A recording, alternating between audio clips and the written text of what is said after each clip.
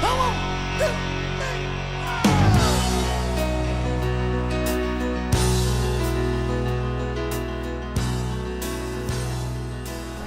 good morning and welcome back to the Broadcast Retirement Network. I'm Jeff Snyder. This is BRN AM for Tuesday, January 21st, 2020. And here are our top stories. We're assessing the impact of the Major League Baseball sign stealing scandal. And then, is technology making us lonely? Well, let's welcome to the program Daniel Klein, Senior Technology and Consumer Products Reporter with The Motley Fool. Good morning, Dan. Welcome back to the program. Good morning. And maybe I should introduce you as the new manager of the Boston Red Sox. I hear that is new news. Here's the thing. I put my hat into the ring. I will say I could stand there and chew sunflower seeds and do pretty much nothing. I don't see an enormous amount of value in baseball managers under the current system when everything is sort of being analytics driven. So, we're joking, but this will actually lead into some substantive conversation. Yeah, I think so. And I think for the benefit of the audience, I mean, the major news in Major League Baseball issuing a report that led to the firing and dismissal of the general manager of the Houston Astros, and then dismissal or parting of the ways between Adrian Beltran, Carlos Beltran from the Mets, and Alex Cora of the Boston Red Sox. So Dan, let's get into this because there's an ethical piece here, there's a technology piece here. Break it down for us, though.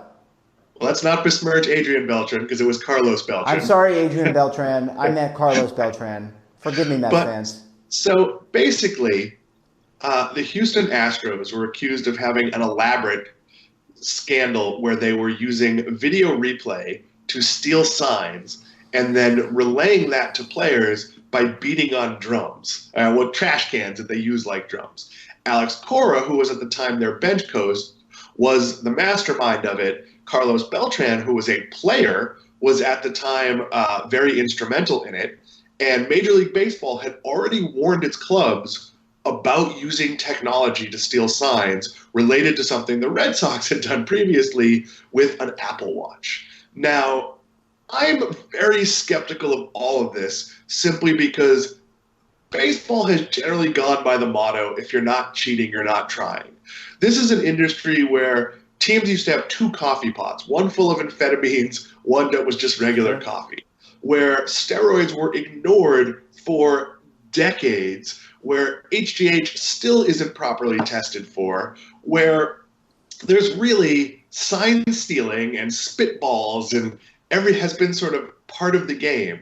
So it's a very old man thing to say, well, I'm okay with sign stealing if you don't use technology, but I'm not okay with it if you use an Apple Watch. That seems a little stupid to me. It's like, well, if you can make the drugs yourself, you can take the steroids. But if you have to buy them from a lab, not the same.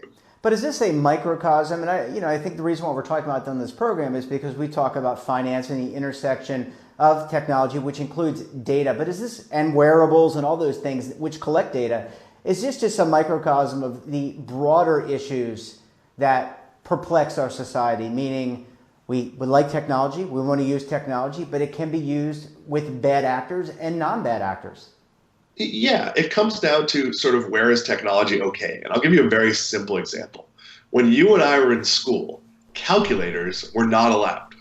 You were supposed to, and maybe until like very high-end math in high school, but you were supposed to learn your multiplication tables and understand the core concept of how the math works. Now, because calculators are so ubiquitous and nobody doesn't have one, my son did not learn multiplication tables. He learned how to do multiplication, and in theory, maybe he understands how it works, but he cannot do math in his head on anywhere near the level I can do math in my head. And that probably doesn't matter because when does he not have a phone in his hand? So, as technology becomes cheaper and gets democratized, our ability to use it and to sort of, put it out there becomes greater. On the other hand, there's a sacrifice to that. One of the things I'm thrilled about is that they no longer teach cursive writing in most schools. And I'm happy about that because I lack the dexterity to make a Q and used to not make the honor roll because I couldn't get a decent handwriting score. And they would tell me I wasn't trying hard enough. And the reality is, as an adult, I have a disconnect and I can't even sign my name anymore. And it's not because I don't try, it's because my brain and my hand don't work that way. So that's good for me. On the other hand, are there other kids who would have learned a lot about letters and how words form and that they're losing something? So we have to look at where technology is robbing us of basic skills because we don't want to become the people in Wall-E who can no longer do anything. And that's probably the last time I'll ever make a Pixar reference because I'm not a big fan. But you don't want to become, a baby who can't do anything without his phone. Well, and you make a good point, and kind of following up on that, a lot of people now use YouTube, and I'm thinking about retirement and financial literacy as an example. I feel like that is an area that we have fallen down on in terms of educating people. It's clear that many people, even our age, don't even understand how to manage a budget. But a lot of people go to YouTube and similar services like Vimeo to watch how to do something. So that, learning the basic skill isn't something you learn in school. It's something that you watch a video about or listen to a podcast or whatever. And I think, to your earlier point, I think it waters down the knowledge base. And I think what it does is create other issues. In the case of financial literacy, people aren't saving. Why aren't they saving? Because they don't understand how to manage a budget. Why didn't they not learn how to manage a budget? Because they didn't learn it in school or they didn't learn it from their parents. So I think it just has this trickle-down effect and this pyramid effect that is very negative. And more importantly, they're not learning the foundational skill of how to read. I'm perfectly happy watching a YouTube video to learn how to do something that's physical. For example, to change the band on my Fitbit is very tricky, and I watched a YouTube video showing how to do it because the words don't sort of show you the angles. On the other hand, most complicated concepts, I'm going to process better reading. We've talked about Star Wars a lot. I am really looking forward to the novelization of the most recent movie coming out because the novelization will fill in all sorts of things you don't see on screen, will give you a much broader understanding of what happened and what went into it. And I think when you look at my son's generation, he's 15, about to be 16, he does not read well. And he actually reads well by the standard of school, but he doesn't read books for pleasure. And I've frankly almost never seen him assign books for schoolwork. So his ability to look at financial literacy information in the written form and understand it is not high. His ability to watch a YouTube video on it is probably really strong, but that's also competing with every YouTube video of cats falling off things and puppies doing adorable stuff and people getting hit in the groin. So it's hard to make a finance video as interesting as what else is out there. Now, and that's something we're trying to make it much more palatable and exciting here on the network. Let's go back to what's the fallout in Major League Baseball and the other sports, soccer or non-American football, the NFL, hockey. I mean, do we see repercussions from this scandal like we did with the Black Sox scandal in 1919? So I think basketball will ultimately lead the way because their commissioner has been forward-thinking, but we're going to have an embracing of technology. So in football, the coach and the quarterback can speak via a headset. And if you're the home team and your headset works and the other side's doesn't, yours gets turned off. So there's going to have to be some of this in baseball where the manager and the pitcher and the catcher can talk, where the idea of signals maybe goes away. And then we're going to need technology to make sure the other team doesn't hijack that frequency. I think you're going to eventually see in baseball robotic strike zones. We're seeing that in some of the independent minor leagues, and testing in the actual minor leagues could be happening soon. I think you're going to see a massive embracing of technology, but we might be one generation of commissioners away from this. There's obviously always going to be judgment calls in sports, but whether a ball is in or out in tennis isn't a judgment call. It's a question of whether we can get a robot who figures it out with 100% accuracy. The strike zone can be defined to the point where a robot could be much more accurate than a human.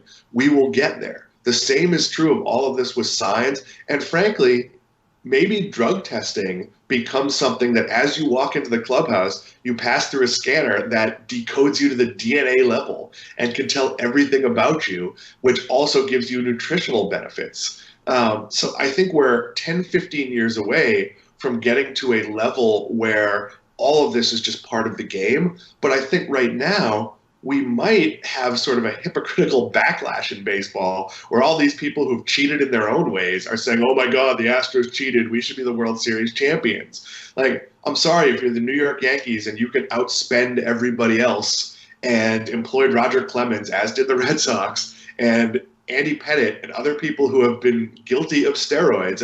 And I hate to disparage Andy Pettitte, who seems like a nice guy, but the reality is maybe the cheating culture overall has to be taken away, and we have to figure out, do we expect honesty in sports? And it's something we haven't, but maybe we should. Yeah, but you can have a 2-0 count and know a fastball's coming, but you still got to hit it, and you got to hit it hard. You got to hit it into a spot where no one's going to get it. Dan, I want to keep you around. When we come back, we're going to talk to Dan about CES. I know we talked about it last week. We're going to talk about CES and whether or not technology actually is going to lead us to be more lonely. Stay tuned right here on BRN AM.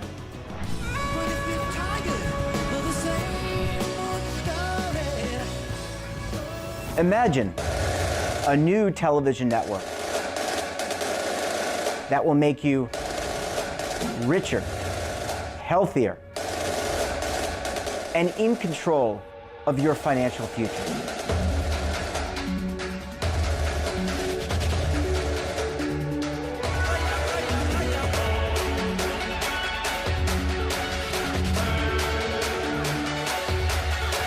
This network is for the policewoman in Nashville, Tennessee, the baker in Dubuque, Iowa, the teacher in Lexington, Kentucky. We want to make the idea of savings and retirement culturally relevant. But what do you see as a defining issue of the midterms, especially for the smaller businesses? I mean, they are the lifeblood of the American economy.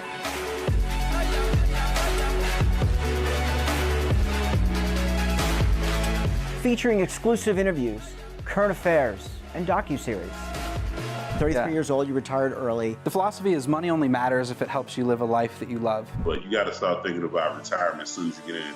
The Broadcast Retirement Network will drive very high engagement with premium partnerships. So this isn't retirement and savings for your parents or grandparents. This is for all Americans. And we're going to change the way you think about money.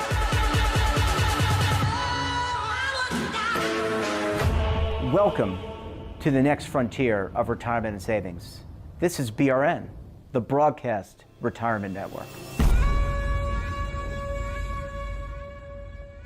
Welcome back. We're talking to Dan Klein, Senior Technology and Consumer Products Reporter with The Motley Fool. Dan, thanks for sticking around with us this morning.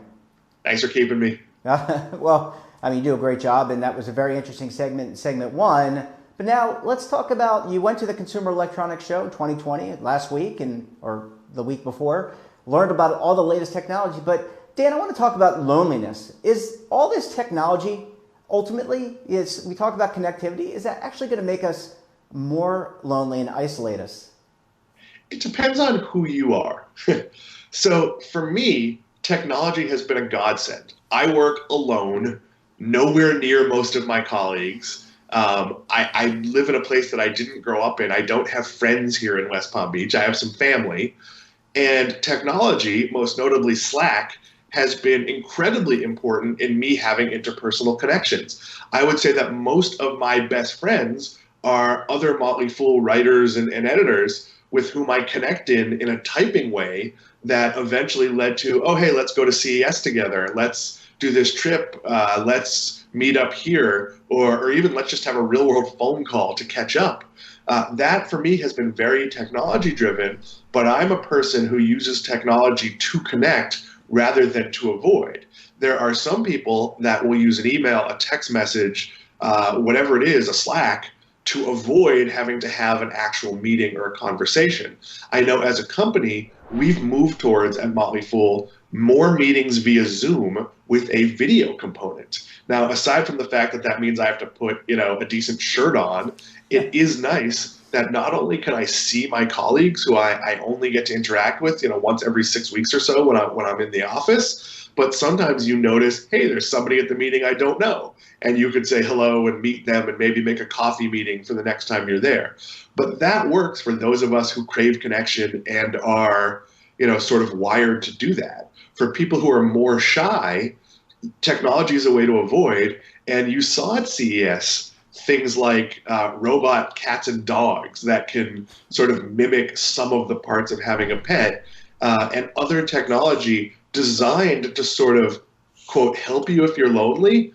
But I'm not sure having a realistic robot, whether that be for companionship or adult things, necessarily is going to give you the impetus to do the things you need to do to have a real life interpersonal connection. Yeah, I mean, I'm the type of person, Dan, that I like that personal connection. I like talking to my colleagues who I'm working with, clients who I'm working with.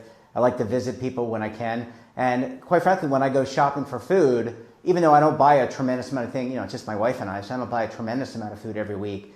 I like to go into the lines where there's actually an attendant who can scan it, and just so I can have that human interaction. I do think that it definitely depends on the individual person.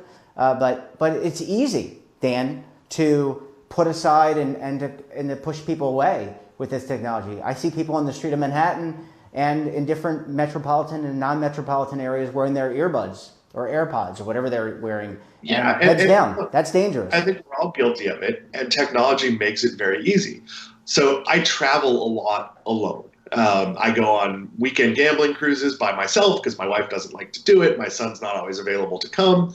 And when I'm doing that, because generally I've been comped by the cruise line, I consider myself sort of an ambassador. I help people figure out where things are, whether they should buy a drink package. I'm generally a friendly, outgoing guy. And by the end of 3 days, I've made friends, sometimes friends in the moment that you never think of again, sometimes people you actually connect with on social media and become real world friends with. So that's one area where, okay, I'm making connections. On the other hand, when I'm doing that and my schedule's busy, it's very easy for me to, instead of calling my wife every night and having a conversation, I might just text her, hey, here's what happened today.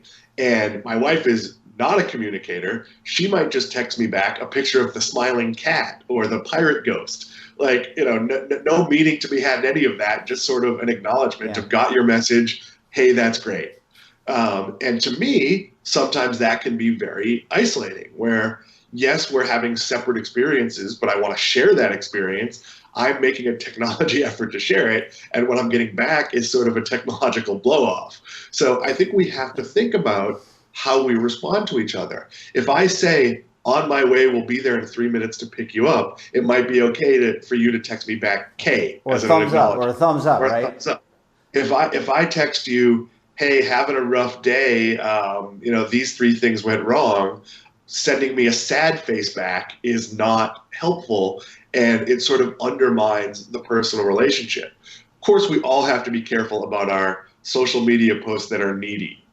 Don't post on Facebook having a sad day. Yeah. But if you want to post on Facebook specifics of why you're having a sad day, I don't think that's inappropriate, and that's a way we can connect more. So you have to take an active role in making sure you're not isolating yourself by how easy it is to never speak out loud. Yeah, it's easy to do that. I mean, we have the ability now to stream what we personally like to watch. If I like to watch Star Wars and my wife or my mother doesn't like to watch Star Wars, that I can sit with my own device and just do that, and I'm right next to my wife on the couch or next to the cats on the couch and have little to no interaction. I think it really, as you're saying, does come down to whether or not you're an introvert, an extrovert, and also how you want to be interacting with people. But it can have negative and both positive and negative effects on our interpersonal relationships. Yeah, and I think it's something you need to be conscious of. I grew up in a family that had dinner together, and at dinner you discussed your day. My wife didn't. So we had to sort of talk about, hey, look, when you come home, I know you're tired, I know you've talked and had meetings all day, and I didn't, and I'm very eager to talk, but it's important to me that you ask me how my day was, even if you're just repeating it off a cue card and don't really care. Because yes, I'm going to tell you anyway, but you want to feel mutual about it. We also have a policy that if we're both at home and not working, when my son goes to bed, we watch a television show together. Now, whether my wife makes it through that fully without falling asleep is another thing, but we don't sit and watch separate things, even though we do have more things we watch separately than we watch together. Because I'll give an example. Last night we watched an episode of Bar Rescue. It was a fully ridiculous episode of the show, and we joked and interacted, and it gave us a little bit of connection.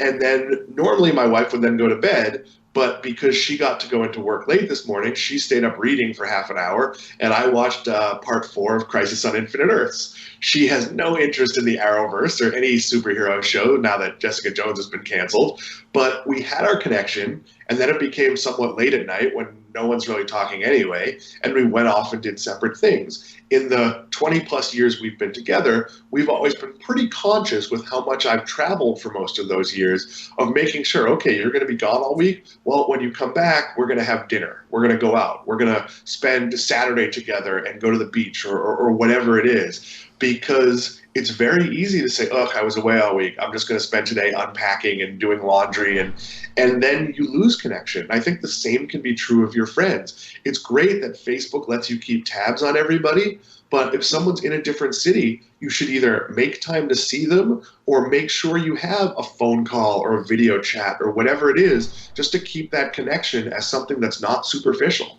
Yeah. Well, Dan, I think we don't have any more time in this segment, but I think you bring up an interesting point about the workplace and the impact of working off-site and what that can mean to personal and professional relationships. Dan Klein, always a pleasure talking with you. Have a wonderful week, and we will talk to you again on the podcast.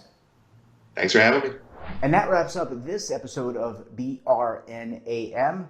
Hope you enjoyed today's episode. Hey, have a financial topic or someone of interest that you think we should interview?